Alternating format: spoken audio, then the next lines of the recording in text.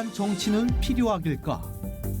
교단 총회를 중심으로 발생하는 비성경적 현상들을 보며 교단 정치를 혐오하는 사람들이 늘어가는데 건강한 교회를 세우기 위한 교단의 정체성과 역할은 무엇일지 속 시원히 알아본다.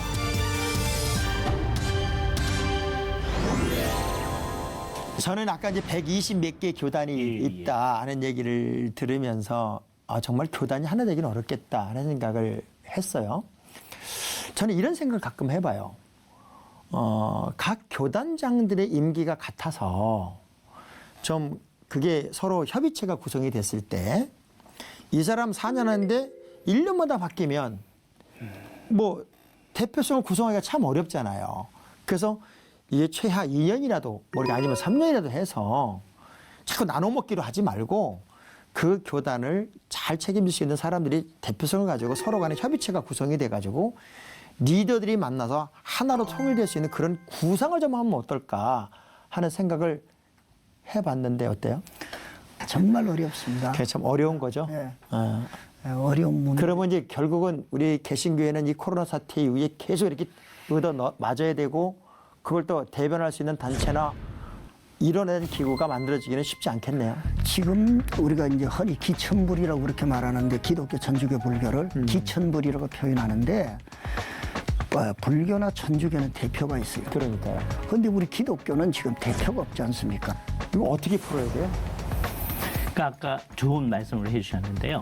일단은 각 교단의 장들이 이제 모일 수 있어요. 그 장들이라는 개념이 되게 웃기는 거긴 합니다. 아까 원칙적으로 말하면 그냥 총회할 때 사회하신 분이거든요. 네. 그러니까 이제 이 문제를 해결하는 길의 방안은 총회장에 대해서 높은 개념을 갖지를 말아야 되는 거예요. 근데 이게 너무 높아요. 지금 이 얘기 들으면서요. 이 얘기 들으면서 여기 혹시 그 정치의 꿈을 꾸는 분들은요. 교수님 혼내시고. 예, 그럴 수도 있어요. 근데 이게 성경이 말하는 거고 우리가 가는 거니까 누구든지 총회장이 이렇게 높은 게 아니다는 생각을 해야 돼요. 이건 뭐냐 하면 회의할 때 총회라는 회의를 할 때 모더레이터 사회자입니다. 그래서 우리가 총회할 때 회장 그러잖아요. 그게 이제 회장을 찾는 거예요. 그럼 그분이 허락을 해주면 언권을 받아서 우리가 발언을 하는 거죠. 대개는 그냥 회장 해놓고 허락도 안 받습니다. 그냥 하는 말이에요. 그거 아니고 정말 그분이 모더레이터 역할을 할 수 있도록 하는 거죠. 그 회의 기간 동안에만 회의장이에요. 그래서 옛날에 우리 합신헌법에서는 뭐라고 되냐면 총회 회장 그랬어요. 노회 회장, 당회 회장. 그 당회장 이 말 되게 웃기는 말입니다. 저희는 의장이라서 의장이라서 의장이에요. 회의할 동안에만 의장입니다. 회의 끝나면 담임 목사님이죠. 그렇죠. 그죠? 그 당회장 그런 말 쓰지 말고 노회장 그런 말 쓰지 말고 회의할 때만 의장이 있어야 되니까 그 마음을 가지고 이게 섬기는 분이다라는 의식이 분명해야 되죠. 교수님 말씀드리니까 사실은 목사가 최고 높은 거네요. 그렇죠. 최고 귀한 거네. 목사도 사실은 성도들을 다 섬기는 거죠. 그러니까 우리가 제가 늘 이게 유치원 애들의 사고방식이라고 얘기하는데요. 천주 교회의 위계 질서 그걸 허물어뜨리고 우리가 개신교회가 된 겁니다. 그렇죠. 프로테스탄트가 된 거예요. 천주 교회는 성도들은 교직자 취급을 안 했습니다. 그래서 천주교에서 만든 용어가 평신도예요. 네. 근데 요즘은 우리 개신교에서도 자꾸 평신도란 말을 써요. 아니에요. 우리가 다 같이 성도고 다음에 천주교에서는 이 이제 부제 사제, 그다음에 감독, 대감독, 그다음에 추기경, 교황 이 직제가 있단 말이에요. 그게 아니다. 모든 장로는 동일한 거다, 동등한 거다. 모든 직분자는 동등한 거다. 그래서 개신교회가 나온 거거든요. 그런데 이 원칙에 충실하지 않은 거예요, 우리가. 그래서 모든 교회가요 어떠고 있느냐면 담임 목사님이 제일 높다고 생각해요. 그리고 이제 장로님들이 계신데 그것도 또 위계 질서가 있습니다. 수석 장로님 뭐 이런 거 있어요. 이게 개신교에 맞지 않는 거예요. 우리가 우리 자꾸 이제 계급화 시키는 게 좋지 않다 그 얘기죠. 예. 예. 그러면 이제 목사님 뭐 총회 필요하고 노회 필요하고 개교회 필요한데 이 노회의 주 역할은 뭐예요? 노예 역할은 지교회와 총회의 중간 다리 역할을 해주는 다리 거죠. 역할. 근데 거기서 무슨 명령권, 무슨 뭐 이렇게 치리권 그런 것도 있나요? 노예가 할 수 있는 권한은 항상 완전 권한이 아니고 여기에서 노예에서 문제가 생기면 항상 총회까지 올라가게 되어 있습니다. 노예에서 끝나는 건 잘 없습니다. 다만 노예가 할 수 있는 큰 역할 가운데 하나가 목사 임직권입니다. 이게 가장 큰 권한입니다. 예, 그리고 장로님들은 지교의 당에 속하지만 목사님들은 노회원이 돼서 노예에 속합니다. 그래서 용어도 틀리는데 노예 모이게 되면 목사님들은 회원입니다. 네. 자동 회원이에요. 근데 장로님들은 총대입니다. 저희들은 그렇게 호칭을 달리합니다. 그래서 목사님들은 정회원이 되고 장로님들은 지교에서 총대가 돼서 오시는 분들만 회원이 됩니다. 근데 어떻게 그분들이 노회장이 돼요? 그러니까 그 구조에 있어서는 사실 이제 저희 교단 같은 경우에 장로님들이 노회장이 된다고 그러면 지교회와 노회의 또 연결고리 이렇게 서류적으로나 행정적으로 도움을 주는 하나의 단체가 있어요. 그게 바로 시찰인데 시찰장도 장로님이 해야 돼요. 더 나아가서 당회장도 장로님이 되셔야죠. 근데 이건 안 되잖아요. 저는 이런 다양한 정말 그 불협화음이나 있어서는 안 되는 어떤 그 위치, 자기의 직위 이런 부분에 대한 혼돈이 오면서 심지어는 우리 감리교의 총회 무용론 또는 그 장로교의 총회 무용론 뭐 실제로 업무적인 부분밖에는 다 노회나 아니면 지방회 같은 데서 연회 정도 선에서 다 해결이 되는데 거대 기구로 움직일 필요가 없지 않느냐 하는 그 무용론까지 나오는데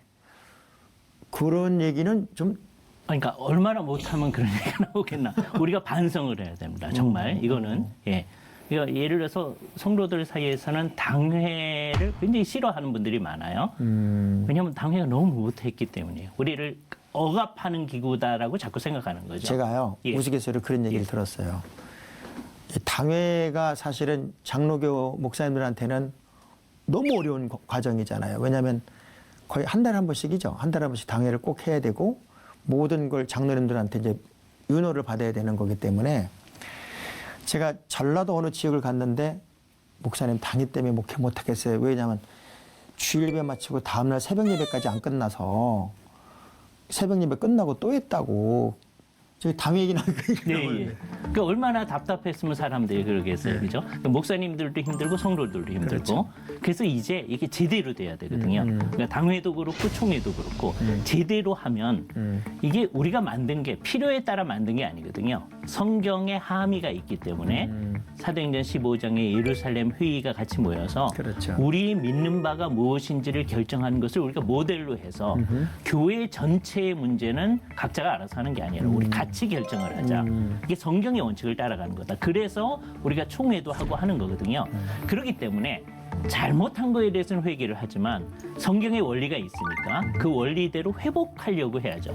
무용론을 앞세워서 없애버리려고 하지 말고. 그 회복을 위한 제언을 좀 목사님 해주세요. 뭐 앞에서 그 당에 대한 아주 피폐함이라든지 부담감을 얘기하셨는데 이제 하나 우스운 얘기로 세상에서 제일 맛없는 회가 뭐냐? 당회라고 합니다.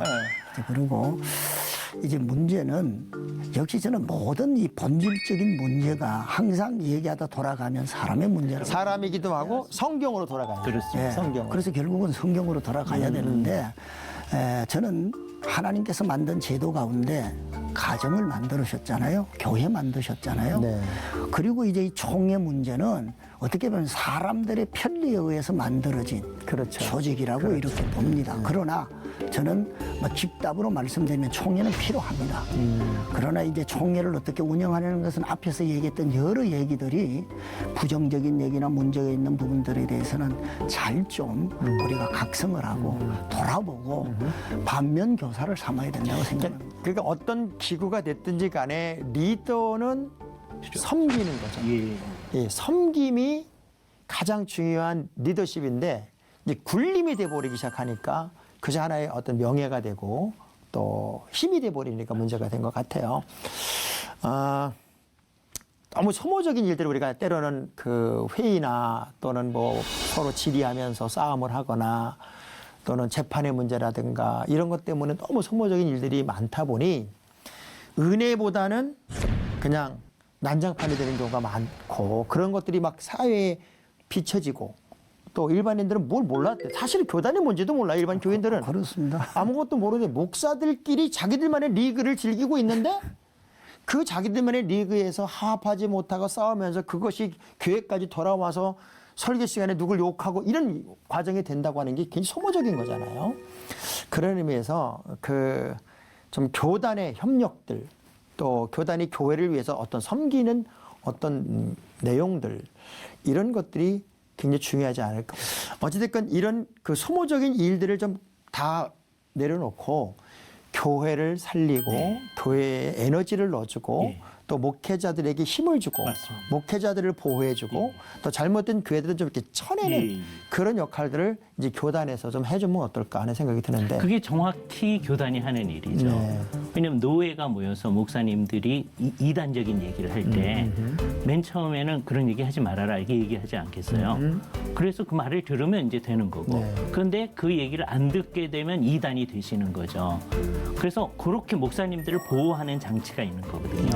그래서 교회를 살리기 위해서 노회가 있는 거예요. 그렇죠. 그리고 교회 전체가 하나의 목소리를 내도록 하기 위해서 총회로 1년에 한 번씩 모여서 또는 2년에 한 번씩 모여서 회의를 하는 거죠. 뭐 특별한 이유가 없으면은 뭐 1년에 꼭 모여야 되는 건 아닙니다만은 그렇게 해 나가는 거죠.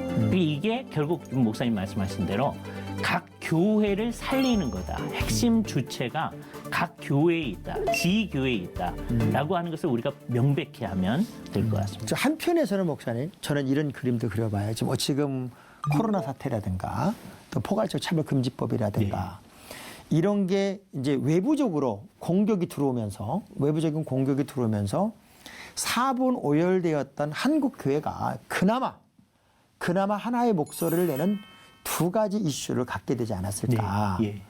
그래서 이런 텀에 교단들이 좀 다 한 목소리를 내고 하나로 뭉치고 그리고 내부적인 교회 안은 좀 자꾸 돌보고 섬기고 하지만 외부적인 적과 싸우는 어떤 맷집 그리고 영적 근육력을 키우는 교단으로 탈바꿈하면 어떨까 하는 생각이 드는데요.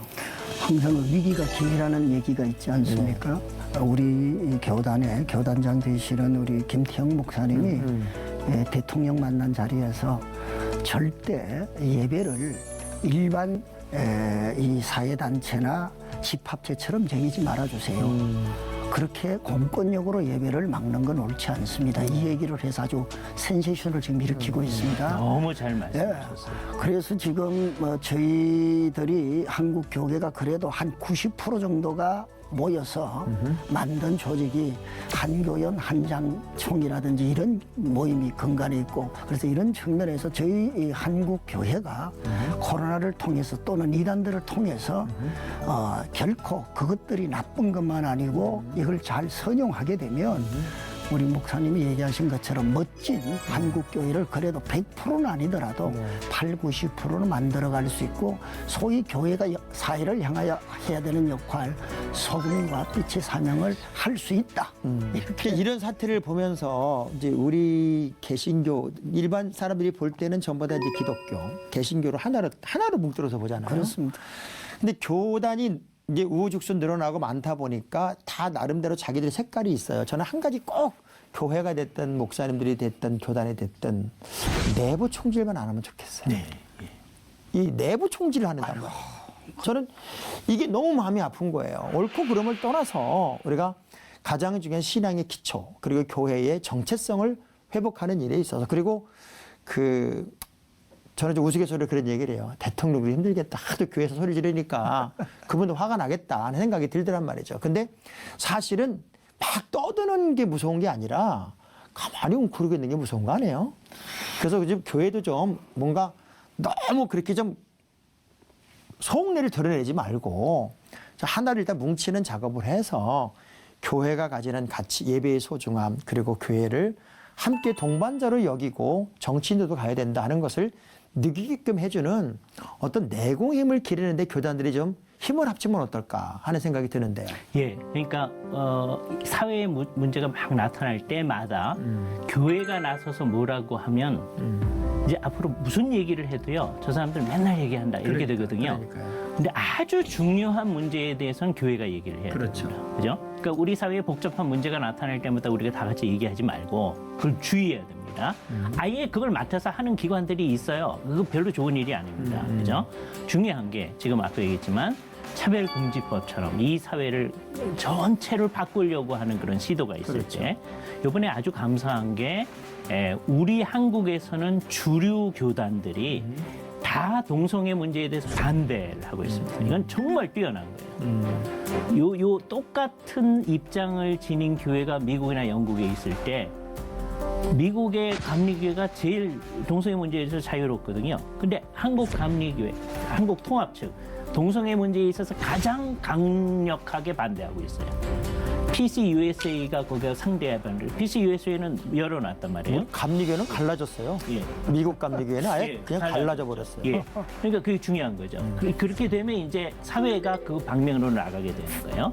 근데 한국의 주류 교단들이 하나의 목소리를 낼 수 있을 때 이 사회가 마음대로 이것을 하지 못하는 일을 할 수 있게 될 거예요.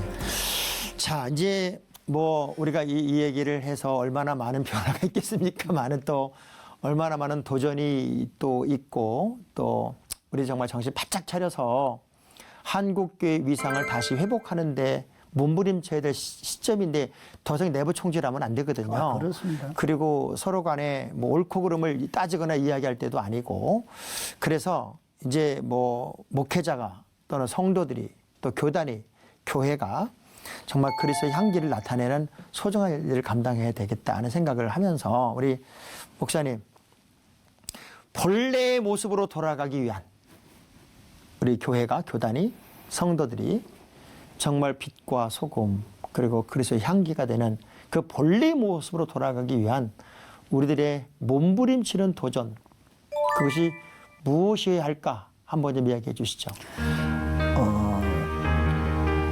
잘하려고 하는 것보다 기본이 중요하다고 봅니다. 초심. 네. 그래서 저는 우리 뭐 교단의 신학이라든지 또 나름대로 방향성을 다 정하고 있지만 결국은 성경이 왕이고 성경이 신학이고 네. 성경이 목회고 성경이 총회장이고 성경으로 돌아가면 근데 그 성경 속에서 최소한 저희들이 세례 받을 때 고백했던 거 그게 뭐냐면 주일 성수하고 기도 생활하고 11조 생활하고 예배 잘 드리고 여기로 돌아가야 된다. 그래서 기본기가 없는 사람은 시간이 지나면 표시가 나요. 그래서 기본기가 잘 되어야 운동도 성장해 갈 수 있는 거죠. 저는 그렇게 생각합니다. 탄탄한 기초를 다시 세우자. 네. 예. 자, 교수님. 역시 마찬가지입니다. 제가 하려고 하네. 성경으로 진짜 가야 된다. 이게 종교개혁도 성경으로 가자는 운동이었거든요. 성경으로 가야 되는데 여기 이제 한마디만 덧붙이면 성령님께 의존을 해서 성령님께서 성경을 통하여 우리에게 하시는 말씀을 우리가 들어야 되죠. 그렇죠? 그런데 많은 사람들이 그걸 오해를 해요. 성경과 성령이 분리되어 있다고 생각하는 사람들이 너무 많이 있습니다. 절대로 그런 적이 없거든요. 칼빈이 성령의 신학자란 별명을 가지고 있는데 웨슬레가 성경과 성령을 얼마나 사랑했는지를 목사님이 증언해 줄 수 있을 거예요. 그러니까 결국 우리도 이 문제를 해결하려면 성공에서 쫓겨나는 그 수모를 겪었던 웨슬리가 어떻게 새롭게 영국 사회를 새롭게 하는데 도움을 줬는가를 생각할 때 결국 우리도 이 복잡한 문제, 교단 문제를 얘기하는데 목사님께서 성경으로 돌아가자. 이거 굉장한 얘기거든요. 성경으로 돌아가면 아까 금권 정치 다 없어집니다. 성경으로 안 돌아가서 그게 있는 거예요. 아니, 교단 안에 들어온 분들이 목사가 아닌 분이 없어요. 다 목사님이고 다 장로님이에요. 그 교단 정치한다고 하지만 그 안에 오신 분들은 다 소명에 응답하신 분들이고 사명을 위해서 생명을 바친 분들이라고요. 그 안에 들어갔다고 해서 바뀐 게 아니에요. 제가 오늘 목사님이 축구하다가 다른 목사라고 되게 싸우더라고요. 막 걷어찼다고. 그래서 내가 목사님, 빤스 입으면 목사 아니냐. 유니폼 입으면 목사 아니냐. 그런 얘기도 한 적이 있는데 어찌됐건 우리 사람 얘기했지만 우리는 하나님의 사람이니까 그 하나님의 사람의 자리를 좀 잘 지켰으면 좋겠다 하는 생각이 들고요. 우리 교수님이 성령 얘기하고 성경 얘기하니까 또 이번 너무 그 똑똑한 현재 목사들은 저분은 좀 너무 엑스타시한 분 아니야? 뭐 이런 얘기. 요즘은 이상하게요. 성령 얘기를 하고 영적인 얘기를 하면 좀 무식한 목사가 되는 그런 시대가 된 것 같은 생각이 들어서 좀 마음이 아픈데 우리 애청자 여러분 다시 교회는 영적으로 회복이 될 것 같고 우리 교단도 좀 회의하기 전에 한 3일씩 금식 기도하고 시작하면 어떨까요? 총회하기 전에. 성찬식 하잖아요. 가장 중요한 성찬식. 성찬식을 하고 싸워요. 모든 회의를 하는데 그게 우리의 문제예요. 예. 성찬식의 본래의 정신으로 그리고 가면 그럴 수가 없는 사실은 총회나 노예를 뭐라고 부르느냐? 성총회, 성총회. 예. 성노예라고 부릅니다. 예. 성자를 붙여요. 거룩할 성. 그렇게 하면서도 그런 거예요. 그러니까 세상 그러니까 밥을 굶겨가지고 3일 정도 이렇게 굶겨서 힘 빠지게 한 다음에 그냥 은혜스럽게 합시다. 빨리 합시다. 이렇게 하는 게 어떨까. 예, 우스갯소리였습니다만은 어찌됐건 한국 교회가 이번 그 어려움을 겪으면서 정말 건강하게 다시 회복됐으면 좋겠고요. 두 분 뭐 특별히 오늘 한마디씩 하시고 얘기 좀 끝냈으면 좋겠는데요. 뭐. 저는 여기에 와서 우리 교수님 얘기를 들으면서 저런 멋진 교수님이 계시구나. 저도 깜짝 놀랐어요. 그렇잖아요. 예. 우리 사회자 되시는 목사님이 무식하다 성령을 얘기하면 네. 혹시 목회자인 저를 보고 저가 이제 성령 얘기를 했을 때는 그럴 수 있지만 그러게 말이에요. 교수님 보고 즉 너무 감동을 하는 거예요 지금 제가. 그래서 너무 감사하고요. 저희 총회 얘기를 이제 총회가 뭐냐 했을 때 저희 총회는 우리 총회는 하면 끝나야 된다. 그걸로 파해가 된다 했는데 저희 총회는 총회가 끝나면 총회 임원회가 총회입니다. 이게 현실이거든요. 그렇게 얘기를 합니다. 그리고 우리 총회장님들 가운데 앞서도 제가 얘기를 드렸지만 하신 경험을 이렇게 얘기를 해요. 내가 총회장을 하기 전보다 하고 난 이후에 더 많은 영성과 하나님 앞에 참 감사합니다라고 해야 되는데 영성이 다 떨어졌다는 거예요. 그리고 하나님 나라에 과연 내가 어떻게 갈까 말까 이런 얘기까지. 그 정도까지. 예. 이게 심각한 문제입니다. 이게 우리 숙제인데 기도하면서 풀어가야 될 일이고 그리고 총회장님들만 또 정치 나오시는 분들만 문제가 아니라 그걸 받아주는 분위기입니다. 쉽게 말하면 총대 장로 목사님들이 정직해야 되고 바르게 가야 되죠. 그럼 감히 어떻게 할 수 있습니까? 절대 못 치고 나옵니다. 이 장도 물도 문제라는 겁니다. 그럼요. 자, 교수님도 한마디 하시죠. 예, 제가 말하기보다 저는 키엘케고 얘기로 사실은 그 키엘케 아버지가 키엘케고한테 준 유언 같은 거예요. 저는 평생에 그리스도를 사랑하고 평생 그의 뒤를 쫓아가는 아이들이 되어다고 이 유언이었어요. 우리도 그럴 수 있었으면 합니다. 목사님, 장로님들 아까 말한 대로 다 헌신한 사람들인데 그리스도를 사랑하고 그리스도의 뒤를 따르면 우리가 얘기했던 이런 문제가 없어지지 않을까요? 얼마 전까지만 해도 교회와 성도는 세상 사람들이 믿을 만한 사람 그리고 존경의 대상이었습니다. 이렇게 될 수 있었던 중요한 이유는 다른 게 아닌 이분들의 삶 때문이었습니다. 말씀대로 살았던 신앙 그리고 사회의 모범이 됐고 존경의 대상이 될 만큼 그렇게 멋지게 살아주셨기 때문이죠. 환경에 따라 달라지는 가치 기준이 아닌 우리 주님이 말씀하신 진리를 따르는 삶만이 변하지 않는 우리의 삶의 표준이 되길 소망합니다. 우리 모두 다 이런 참 그리스도인이 되었으면 좋겠습니다. 이런 교회, 그리고 이런 교단, 이런 총회. 지치지 말고 그리고 무너지지 말고 다시 일어나서 나아갔으면 좋겠습니다. 대한예수교 장로회 통합 총회 규칙부장을 지낸 목양 테마교회 신성한 목사님, 합동신학대학원 대학교 이승구 교수님 두 분 고맙습니다. 감사했습니다. 감사합니다. 수고하셨습니다.